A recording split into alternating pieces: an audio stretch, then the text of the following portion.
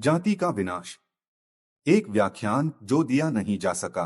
1936 भाग 2। लाहौर के जात पात तोड़क मंडल के वार्षिक अधिवेशन 1936 के लिए डॉक्टर B.R. आम्बेडकर द्वारा तैयार किया गया व्याख्यान जो इसलिए दिया नहीं जा सका क्योंकि स्वागत समिति ने अधिवेशन को यह कहकर रद्द कर दिया था कि व्याख्यान में व्यक्त किए गए विचार अधिवेशन को स्वीकार्य नहीं होंगे। इस सम्मेलन की अध्यक्षता के लिए मैं क्यों अनुपयुक्त हूँ? मित्रों, जात पात तोड़क मंडल के जिन सदस्यों ने अत्यंत कृपापूर्वक मुझे इस अधिवेशन की अध्यक्षता करने के लिए आमंत्रित किया है, उनके लिए मुझे सचमुच अफसोस है। मुझे यकीन है उन लोगों से मुझे अध्यक्ष चुनने को लेकर अनेक प्रश्न किए जाएंगे। मंडल से पूछा जाएगा कि लाहौर में होने वाले अधिवेशन की अध्यक्षता करने के लिए बंबई से एक आदमी का आयात क्यों किया गया है। मुझे यकीन है इस अवसर की अध्यक्षता करने के लिए मंडल को आसानी से कोई ऐसा व्यक्ति मिल सकता था जो मुझसे अधिक योग्य हो। मैंने हिंदुओं की आलोचना की है। मैंने महात्मा गांधी की सत्ता के आगे भी जिन पर उनकी श्रद्धा है प्रश्न चिन्ह लगाए हैं। हिंदू मुझसे घृणा करते हैं, मुझे अपने बगीचे का सांप मानते हैं। निसंदेह राजनीतिक दिमाग वाले हिंदू भी मंडल से जवाब तलब करेंगे कि उसने इस प्रतिष्ठित स्थान के लिए मुझे ही क्यों चुना है। यह बहुत साहस का काम है। यदि कुछ राजनीतिक दिमाग वाले हिंदू इसे अपने अपमान के रूप में लें तो मुझे आश्चर्य नहीं होगा। मेरा चयन सामान्य धार्मिक दिमाग के हिंदुओं को भी अच्छा नहीं लग सकता है। मंडल से यह स्पष्ट करने को कहा जाएगा कि उसने अध्यक्ष का चयन करने में शास्त्रीय आदेश का उल्लंघन क्यों किया है। शास्त्रों के अनुसार ब्राह्मण को तीनों वर्णों का गुरु नियुक्त किया गया है। वर्णायाम ब्राह्मणों गुरु, यह शास्त्रीय निर्देश भी है। मंडल को मालूम है कि किसी हिंदू को किससे शिक्षा लेनी चाहिए और किससे शिक्षा नहीं लेनी चाहिए। शास्त्र हिंदू को किसी भी व्यक्ति को गुरु स्वीकार करने की अनुमति नहीं देता, वह चाहे कितना ही विद्वान हो। महाराष्ट्र के ब्राह्मण संत रामदास ने, जिनके बारे में कहा जाता है कि उन्होंने शिवाजी को हिंदू राष्ट्र स्थापित करने के लिए प्रेरित किया था, यह बात बहुत साफ कर दी है। दासबोध में, जो मराठी में लिखा एक सामाजिक राजनीतिक धार्मिक ग्रंथ है, हिंदुओं को संबोधित करते हुए रामदास पूछते हैं, क्या हम किसी अंत्यज को इसलिए अपना गुरु स्वीकार कर सकते हैं क्योंकि वह पंडित विद्वान है? रामदास इसका उत्तर देते हैं, नहीं। इन प्रश्नों का उत्तर क्या देना है, यह मुझे मंडल पर ही छोड़ देना चाहिए। किन कारणों से अध्यक्ष चुनने के लिए मंडल बंबई गया और उसने मेरे जैसे व्यक्ति को, जो हिंदुओं के लिए इतना घृणास्पद है, चुना और इस प्रक्रिया में इतना नीचे गिर गया कि सवर्णों की सभा को संबोधित करने के लिए एक अंत्यज अस्पृश्य को तय किया। इसकी सबसे ज्यादा जानकारी मंडल को ही होगी। अपने संबंध में मैं आपसे यह कहने की अनुमति चाहता हूं कि मैंने आपके निमंत्रण को अपनी और अपने बहुत से अछूत साथियों की इच्छा के बहुत विरुद्ध जाकर स्वीकार किया है। मैं जानता हूं हिंदू मुझसे घृणा करते हैं। मैं यह भी जानता हूं कि उनके बीच मैं एक अवांछित व्यक्ति हूं। यह सब जानने के कारण मैंने सदा अपने को उनसे अलग रखा। मैं उन पर अपने को थोपना नहीं चाहता। मैं अपने विचारों की अभिव्यक्ति अपने प्लेटफॉर्म से करता रहा हूं। इस कारण पहले से ही काफी नाराजगी और जलन पैदा हो चुकी है। हिंदुओं के प्लेटफॉर्म पर बैठकर वह काम मैं उनकी आंखों के दायरे में नहीं करना चाहता जो अभी तक उनके कानों के दायरे में करता आया हूं। यहाँ भी मैं अपनी इच्छा से नहीं, आपने मुझे चुना है इसलिए हूँ। आपका उद्देश्य समाज सुधार है। समाज सुधार एक ऐसा उद्देश्य है जिससे मुझे हमेशा लगाव रहा है और मैंने महसूस किया कि इस उद्देश्य की पूर्ति में सहायक होने के अवसर को ठुकराना नहीं चाहिए, खासतौर से तब जब आप समझते हो कि इस काम में मैं आपकी कुछ सहायता कर सकता हूँ। मैं आज जो कुछ कहने जा रहा हूँ उससे जिस समस्या से आप घिरे हुए हैं उसका समाधान करने में किस तरह की सहायता मिल सकती है, इसका निर्णय आपको करना है। मैं यहाँ जो कुछ कहना चाहता हूँ उसे समस्या के हल के लिए आप कहां तक ग्रहण कर सकेंगे, इसका फैसला आपको करना है। मैं सिर्फ यही काम कर सकता हूं कि आपके सामने इस समस्या पर अपने विचार रखूं। 2. राजनीतिक सुधार के लिए सामाजिक सुधार क्यों जरूरी है? भारत में समाज सुधार का काम स्वर्गारोहण, कम से कम भारत में की तरह अनेक कठिनाइयों से भरा हुआ है। भारत में समाज सुधार के मित्र थोड़े और आलोचक बहुत अधिक हैं। आलोचकों को स्पष्ट रूप से 2 वर्गों में विभाजित किया जा सकता है। एक वर्ग राजनीतिक सुधारकों का है और दूसरा समाजवादियों का। एक समय यह माना जाता था कि सामाजिक कार्य कुशलता के बिना सक्रियता के अन्य सभी क्षेत्रों में स्थायी सामाजिक प्रगति असंभव है।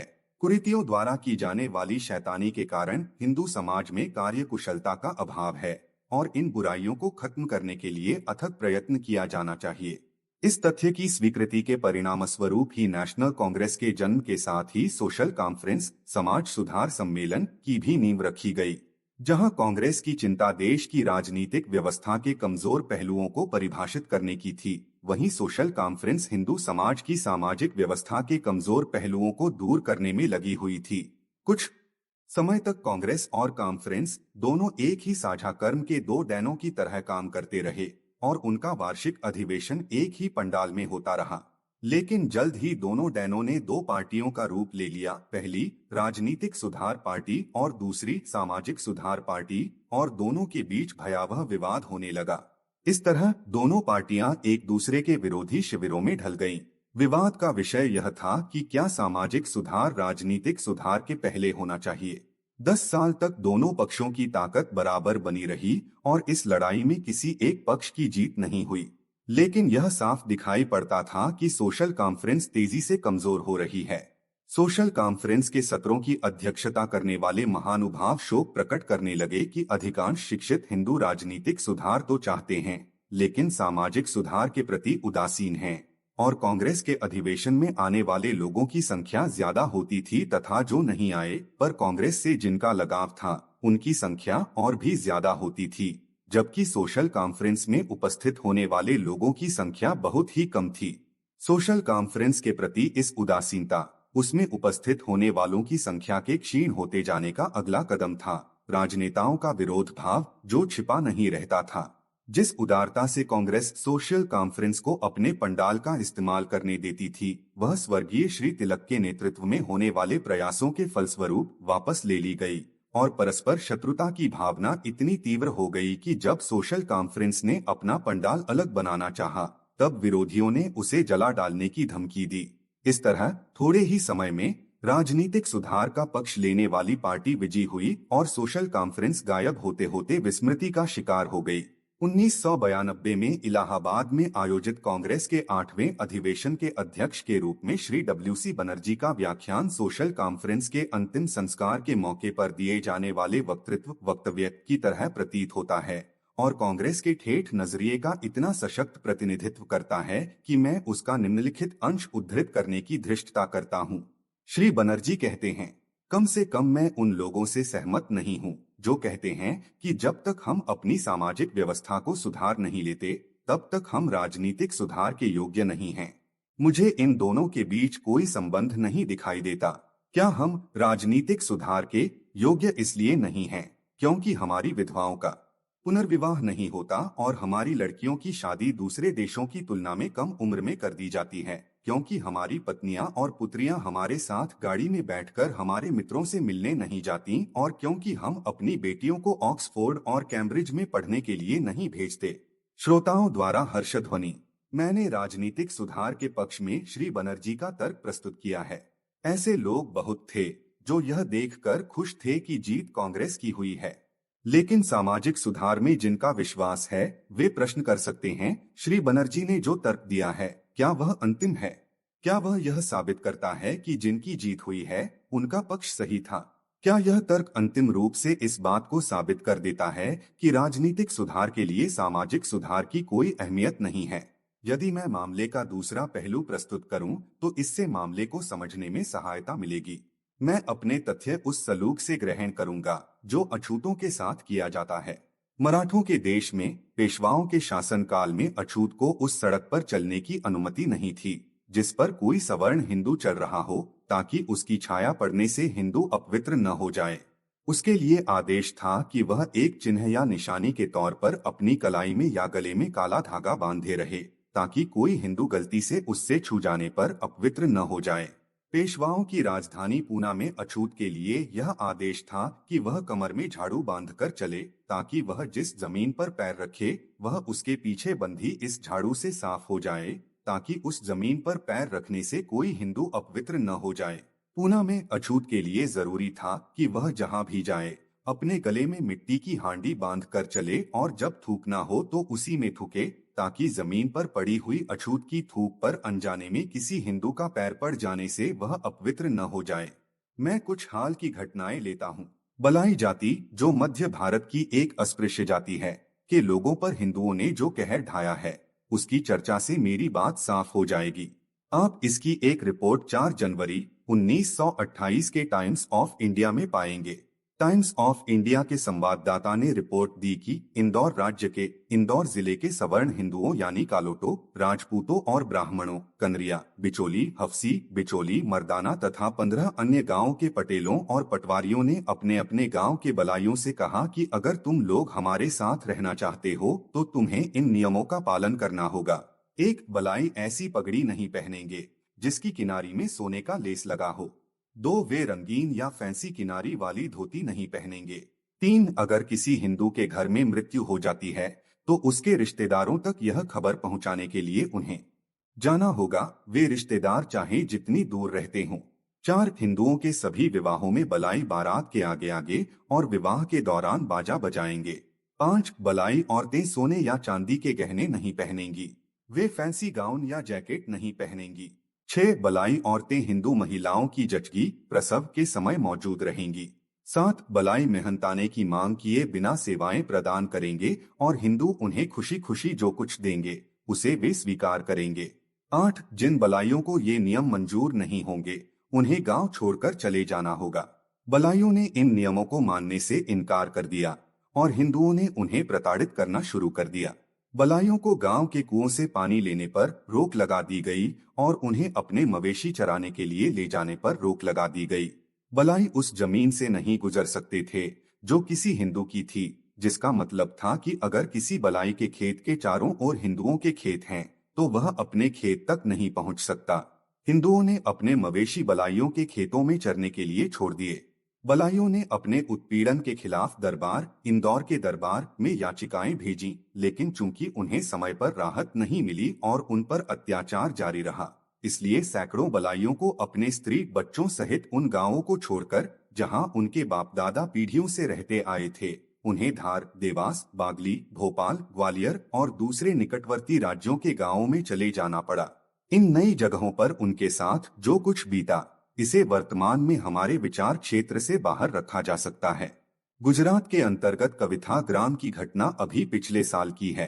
कविथा के हिंदुओं ने अछूतों को हुक्म दिया कि वे अपने बच्चों को गांव के सरकारी स्कूल में पढ़ने के लिए न भेजें। कविथा के अछूतों को सवर्ण हिंदुओं की मर्जी के खिलाफ जाकर अपने एक नागरिक अधिकार का उपभोग करने की हिम्मत दिखाने के कारण क्या क्या भोगना पड़ा, यह सबको पता है, इसलिए उसका विस्तार से वर्णन करने की जरूरत नहीं है। दूसरी घटना गुजरात के अहमदाबाद जिले के जानू नामक गांव की है। नवंबर 1935 में वहां के खाते पीते अछूत परिवारों की स्त्रियां धातु के बर्तनों में पानी लाने लगीं। अछूतों द्वारा धातु के बर्तनों का उपयोग हिंदुओं को अपनी प्रतिष्ठा के खिलाफ लगा और उन्होंने इस बेअदबी के लिए अछूत औरतों पर हमला कर दिया। जयपुर रियासत के चकवारा गांव में हुई एक ताजा घटना की रिपोर्ट सामने आई है। समाचार पत्रों में प्रकाशित रिपोर्टों से पता चलता है कि चकवारा के एक अछूत ने तीर्थ यात्रा से लौटकर धार्मिक कर्तव्य के रूप में गांव के अछूत परिवारों को भोज का निमंत्रण दिया। मेजबान अपने मेहमानों को शानदार भोज देना चाहता था, सो कुछ व्यंजनों में घी पड़ा था। बेचारे अछूत मेहमान भोजन कर ही रहे थे कि सैकड़ों हिंदू लाठी लेकर वहां पहुंच गए, उनका भोजन खराब कर दिया और अछूतों की पिटाई करने लगे, जो अपना खाना बीच में ही छोड़कर अपनी जान बचाने के लिए भाग चले। अपना बचाव करने में असमर्थ उन अछूतों पर यह जानलेवा हमला क्यों किया गया? क्योंकि अछूत मेजबान इतना धृष्ट था कि घी में बना हुआ खाना परोस रहा था और अछूत मेहमान इतने मूर्ख थे कि घी का स्वाद चख रहे थे। निश्चय ही घी संपन्न लोगों के खाने की चीज है, लेकिन यह बात किसी के भी दिमाग में नहीं आ सकती कि घी खाना उच्च सामाजिक हैसियत का चिन्ह है, जिसका नीची जातियों को कोई अधिकार नहीं है। लेकिन चकवारा के हिंदुओं की सोच अलग थी। उन्हें यह सोचना सही लगा कि अस्पृश्यों ने घी को अपने भोजन का एक अंग बनाकर उनका अपमान किया है। उन्हें पता होना चाहिए था कि यह उनकी चीज नहीं हो सकती, यह तो हिंदुओं की इज्जत की चीज है, और यही सोचकर उन्होंने दलितों से बदला लिया। इसका अर्थ यह है कि किसी अस्पृश्य के पास साधन हो तब भी उसे घी का इस्तेमाल बिल्कुल नहीं करना चाहिए, क्योंकि यह हिंदुओं की अवज्ञा होगी। यह 1 अप्रैल 1936 या उसके आसपास की घटना है। तथ्यों को सामने रखने के बाद अब मैं सामाजिक सुधार के पक्ष में अपनी बात रखूंगा। ऐसा करते समय मैं, जहां तक संभव है, श्री बनर्जी का अनुकरण करूंगा और राजनीतिक दिमाग वाले हिंदुओं से पूछूंगा, जब आप अपने ही देशवासियों के एक बड़े हिस्से को, जैसे अस्पृश्य, सरकारी स्कूलों में पढ़ने नहीं देते, तो क्या तब भी आप राजनीतिक सत्ता पाने की योग्यता रखते हैं? जब आप उन्हें सार्वजनिक कुओं से पानी नहीं लेने देते, तो क्या तब भी आप राजनीतिक सत्ता पाने की योग्यता रखते हैं? जब आप उन्हें उनकी इच्छानुसार कपड़े या गहने नहीं पहनने देते, क्या तब भी आप राजनीतिक सत्ता पाने की योग्यता रखते हैं? जब आप उन्हें उनकी मर्जी के अनुसार खाना खाने नहीं देते, क्या तब भी आप राजनीतिक सत्ता पाने की योग्यता रखते हैं? मैं ऐसे सवालों की झड़ी लगा सकता हूं, पर इतने ही काफी हैं। स्वयं श्री बनर्जी इन प्रश्नों का क्या उत्तर देते? मुझे विश्वास है, किसी भी समझदार आदमी में यह हिम्मत नहीं होगी कि वह इन प्रश्नों का उत्तर हाँ कहकर दे। कांग्रेस का हर सदस्य, जो मिलके इस सिद्धांत को दोहराता है कि कोई भी देश इसके लिए उपयुक्त नहीं है कि वह किसी अन्य देश पर शासन कर सके, उसे स्वीकार करना होगा कि कोई भी वर्ग इसके लिए उपयुक्त नहीं है कि वह दूसरे वर्ग पर शासन कर सके। फिर ऐसा कैसे हुआ कि सामाजिक सुधार पार्टी युद्ध में पराजित हो गई? इसे ठीक से समझने के लिए इस पर विचार करना आवश्यक है कि सुधारक किस तरह के सामाजिक सुधार के लिए आंदोलन कर रहे थे। इस संदर्भ में सामाजिक सुधार की 2 अलग-अलग किस्मों और उनके बीच मौजूद फर्क को समझना आवश्यक है। एक है हिंदू परिवार में सुधार और दूसरा है हिंदू समाज के पुनर्गठन और पुनर्रचना द्वारा सामाजिक सुधार। विधवा पुनर्विवाह, बाल विवाह, स्त्री शिक्षा आदि विषय पारिवारिक सुधार के अंतर्गत आते हैं तथा जाति प्रथा को समाप्त करना सामाजिक सुधार के अंतर्गत आता है। सोशल कॉन्फ्रेंस एक ऐसी संस्था थी जिसका सरोकार सवर्ण हिंदू परिवारों में सुधार से था। इसमें अधिकतर सवर्ण जातियों के प्रबुद्ध लोग थे। वे जाति को समाप्त करने के लिए आंदोलन करना जरूरी नहीं समझते थे या उनमें इस प्रकार का आंदोलन करने का साहस नहीं था। स्वाभाविक था कि उनमें विधवा के दोबारा विवाह करने पर पाबंदी, बाल विवाह इत्यादि बुराइयों को दूर करने की छटपटाहट थी, क्योंकि ये बुराइयां उनके बीच प्रचलित थीं और इन्हें वे व्यक्तिगत रूप से महसूस करते थे। वे हिंदू समाज में सुधार लाने के लिए नहीं उठ खड़े हुए थे।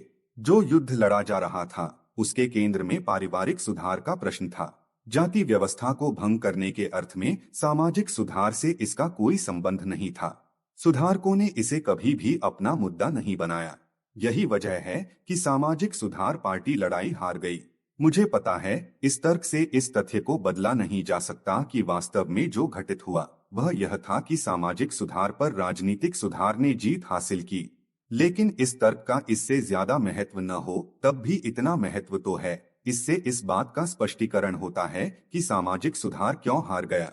यह तर्क यह समझने में भी हमारी मदद करता है कि सामाजिक सुधार पार्टी पर राजनीतिक सुधार पार्टी की जीत कितनी सीमित थी, और इसे विचार को भी समझने में कि राजनीतिक सुधार के पहले सामाजिक सुधार आवश्यक नहीं है। एक ऐसा विचार है जो तभी टिक सकता है जब सामाजिक सुधार से हमारा आशय पारिवारिक सुधार हो। मुझे यकीन है, इस स्थापना पर कोई विवाद नहीं हो सकता कि समाज की पुनर्रचना के अर्थ में राजनीतिक सुधार को सामाजिक सुधार पर बिना किसी क्षति के प्राथमिकता नहीं दी जा सकती। राजनीतिक संविधान बनाने वालों के लिए सामाजिक शक्तियों को ध्यान में रखना आवश्यक है। यह एक ऐसा तथ्य है जिसे फर्डिनांड लासाल, जो कार्ल मार्क्स के मित्र और सहकर्मी थे, जैसी हैसियत के व्यक्ति की मान्यता प्राप्त है।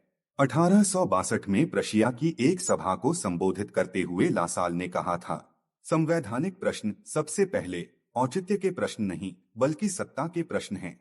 किसी भी देश के वास्तविक संविधान का अस्तित्व देश में मौजूद सत्ता की वास्तविक अवस्थिति में होता है। इसलिए राजनीतिक संविधानों में मूल्य और स्थैर्य तभी आता है जब वे समाज के भीतर अस्तित्वमान शक्तियों की अवस्थिति को यथार्थ रूप से व्यक्त करते हैं। लेकिन प्रशिया जाने की जरूरत नहीं है, अपने यहाँ भी साक्ष्य है। कम्युनल अवार्ड किस बात की ओर संकेत करता है, जिसके द्वारा विभिन्न वर्गों और समुदायों में राजनीतिक शक्ति का एक निश्चित अनुपात में आवंटन किया गया है। मेरी दृष्टि में यह इस बात की ओर संकेत करता है, राजनीतिक संगठन को सामाजिक संगठन का ख्याल रखना ही होगा। यह दर्शाता है कि जो राजनीतिज्ञ स्वीकार नहीं करते थे कि भारत की सामाजिक समस्या का उसकी राजनीतिक समस्या से कोई संबंध है, उन्हें संविधान बनाते समय सामाजिक समस्या से दो चार होने के लिए बाध्य होना पड़ा। कह सकते हैं कि कम्युनल अवार्ड सामाजिक सुधार के प्रति उदासीनता और उसकी उपेक्षा का दंड था। यह सामाजिक सुधार पार्टी की जीत है, जिससे पता चलता है कि इस पार्टी के लोग हार जरूर गए थे, पर सामाजिक सुधार के महत्व पर उनकी राय सही थी। मुझे पता है कि बहुत से लोग इस निष्कर्ष को स्वीकार नहीं करेंगे। प्रचलित धारणा यह है, और इसे मानना सुखकर भी है, कि कम्युनल अवार्ड अप्राकृतिक है और यह अल्पसंख्यकों और नौकरशाही के बीच एक अपवित्र गठबंधन का नतीजा है। अगर यह कहा जाता है कि कम्युनल अवार्ड अच्छा साक्ष्य नहीं है, तो मैं अपने तर्क के समर्थन में इस साक्ष्य पर जोर नहीं दूंगा। आइए अब हम आयरलैंड की ओर चलें। आयरिश होम रूल का इतिहास क्या दर्शाता है? यह अच्छी तरह से पता है कि अल्स्टर और दक्षिणी आयरलैंड के प्रतिनिधियों के बीच वार्ता के दौरान दक्षिणी आयरलैंड के प्रतिनिधि श्री रेडमंड ने अल्स्टर को पूरे आयरलैंड पर लागू होने वाले एक होम रूल संविधान के तहत लाने के उद्देश्य से अल्स्टर के प्रतिनिधियों से कहा, आपको राजनीतिक सुरक्षा के जो भी उपाय चाहिए बताएं, वे आपको मिल जाएंगे। अल्स्टर के लोगों ने इसका क्या जवाब दिया? उनका जवाब था, आपके सुरक्षा उपाय भाड़ में जाएं। हम किसी भी शर्त पर आपके द्वारा शासित होना नहीं चाहते। जो लोग भारत में अल्पसंख्यकों को दोषी ठहराते हैं, उन्हें यह विचार करना चाहिए कि बहुसंख्यकों की राजनीतिक आकांक्षाओं का क्या हुआ होता यदि अल्पसंख्यकों ने वही रवैया अपनाया होता जो अल्स्टर ने अपनाया था। आयरलैंड के होम रूल के प्रति अल्स्टर के रवैये के आधार पर देखें तो क्या यह कुछ भी नहीं है कि अल्पसंख्यक बहुसंख्यकों, जिन्होंने राजनीतिज्ञता का कुछ खास परिचय नहीं दिया है, द्वारा शासित होने के लिए तैयार हो गए, बशर्ते उनके लिए कुछ सुरक्षा उपाय निकाले जाएं। लेकिन यह केवल प्रसंगवश है। मुख्य सवाल यह है कि अल्स्टर ने यह रवैया क्यों अपनाया। मैं एकमात्र जवाब यही दे सकता हूं कि अल्स्टर और दक्षिणी आयरलैंड के बीच एक सामाजिक समस्या थी, कैथोलिक और प्रोटेस्टेंट के बीच की समस्या, जो मूलत जाति की समस्या है। आयरलैंड में होम रूल वास्तव में रोम रूल होगा, यही मानकर अल्स्टर ने अपना उत्तर तैयार किया था। लेकिन यह केवल यह कहने का एक और तरीका है कि यह कैथोलिकों और प्रोटेस्टेंटों के बीच जाति की सामाजिक समस्या थी, जिसकी वजह से राजनीतिक समस्या का हल नहीं निकल पाया। एक बार फिर यह निश्चित है कि इस साक्ष्य को चुनौती दी जाएगी। कहा जाएगा कि यहाँ भी साम्राज्यवाद का हाथ काम कर रहा था। लेकिन मेरे स्रोत खत्म नहीं हुए हैं। मैं रोम के इतिहास से साक्ष्य दूंगा। यहाँ कोई नहीं कह सकता कि कोई शैतानी प्रतिभा काम कर रही थी। जिसने भी रोम के इतिहास का अध्ययन किया है, उसे पता होगा कि रोम का रिपब्लिकन संविधान भारत के कम्युनल अवार्ड जैसा ही था। जब रोम में राजतंत्र को समाप्त कर दिया गया, राजा के अधिकार को कांसुल्स या इंपीरियम और पॉन्टिफेक्स मैक्सिमस के बीच विभाजित कर दिया गया। कांसुल्स में राजा की इहलौकिक सत्ता निहित थी, जबकि मैक्सिमस को राजा की धार्मिक सत्ता प्रदान की गई थी। इस रिपब्लिकन संविधान में प्रावधान किया गया था कि दो कांसुलों में से एक पेट्रिशियन होगा और दूसरा प्लेबियन। इसी संविधान में यह व्यवस्था भी की गई थी कि पॉन्टिफेक्स मैक्सिमस के तहत काम करने वाले पादरियों में आधे प्लेबियन होंगे और आधे पेट्रिशियन। ऐसा क्यों हुआ कि रोम के रिपब्लिकन संविधान में ये प्रावधान किए गए, जो, जैसा कि मैंने कहा, कम्युनल अवार्ड के प्रावधानों से इतने ज्यादा मिलते जुलते हैं? इसका एकमात्र जवाब यही हो सकता है कि रिपब्लिकन रोम के संविधान को बनाते समय पेट्रिशिया और प्लेबियन के बीच मौजूद सामाजिक विभाजन का ध्यान रखना पड़ा था, जो दो अलग अलग जातियां थीं। संक्षेप में, राजनीतिक सुधारक चाहे जिस दिशा में जाएं, वे पाएंगे कि संविधान बनाने में वे प्रचलित सामाजिक व्यवस्था से उत्पन्न होने वाली समस्या को नजरअंदाज नहीं कर सकते। इस प्रस्ताव के समर्थन में कि सामाजिक और धार्मिक समस्याएं राजनीतिक संविधानों पर असर डालती हैं, मैंने जो उदाहरण दिए हैं, उनका संबंध खास खास स्थितियों से है। शायद वे हैं, लेकिन यह नहीं माना जाना चाहिए कि एक पर दूसरे का असर सीमित होता है। दूसरी ओर, कोई यह कह सकता है कि इतिहास आम तौर पर इस प्रस्ताव का समर्थन करता है कि राजनीतिक क्रांतियां हमेशा सामाजिक और धार्मिक क्रांतियों के बाद हुई हैं। लूथर द्वारा शुरू किया गया धार्मिक सुधार, रिफॉर्मेशन, यूरोपीय लोगों की राजनीतिक मुक्ति का अग्रदूत था। इंग्लैंड में प्योरिटनिज्म ने राजनीतिक स्वतंत्रता का रास्ता प्रशस्त किया। प्योरिटनिज्म ने नई दुनिया की स्थापना की। यह प्योरिटनिज्म ही था जिसने अमेरिकी स्वतंत्रता का युद्ध जीता था, और प्योरिटनिज्म एक धार्मिक आंदोलन था। मुस्लिम साम्राज्य का सच भी यही है। एक राजनीतिक शक्ति बनने के पहले वे पैगंबर मोहम्मद द्वारा शुरू की गई एक पूर्णत धार्मिक क्रांति से गुजर चुके थे। भारत का इतिहास भी इसी निष्कर्ष का समर्थन करता है। चंद्रगुप्त की अगुवाई वाली राजनीतिक क्रांति के पहले बुद्ध की धार्मिक और सामाजिक क्रांति हो चुकी थी। शिवाजी की अगुवाई में राजनीतिक क्रांति होने से पहले महाराष्ट्र के संत धार्मिक और सामाजिक सुधार ला चुके थे। गुरु नानक की अगुवाई में धार्मिक और सामाजिक क्रांति के बाद ही सिखों की राजनीतिक क्रांति हुई थी। और अधिक उदाहरण देना अनावश्यक है।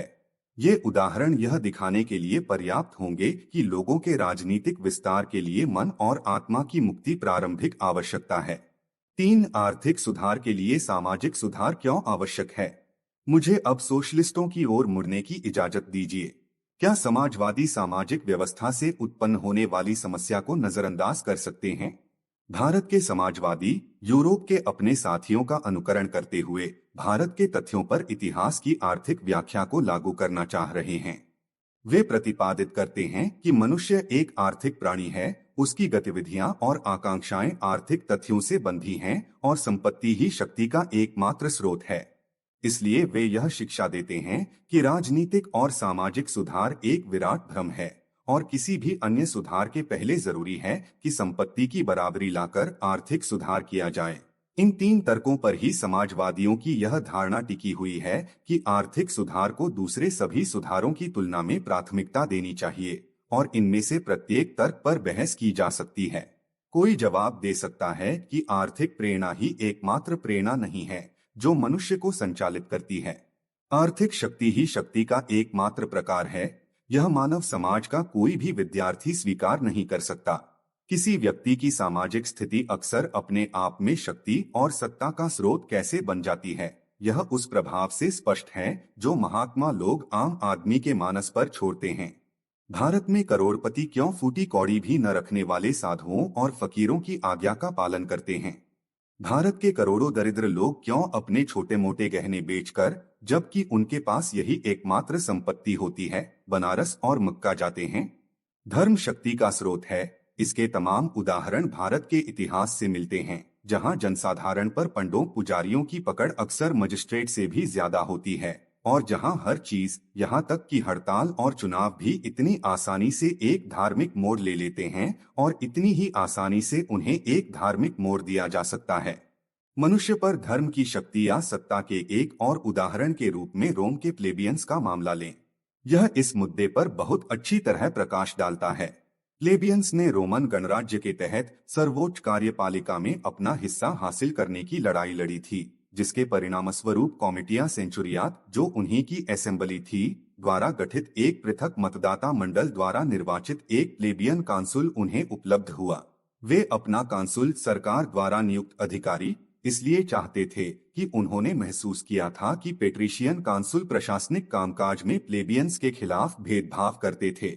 स्पष्टत उन्हें एक बड़ा लाभ प्राप्त हुआ था, क्योंकि रोम के रिपब्लिकन संविधान के तहत एक कांसुल के पास दूसरे कांसुल के काम को वीटो लगाकर रद्द करने का अधिकार था।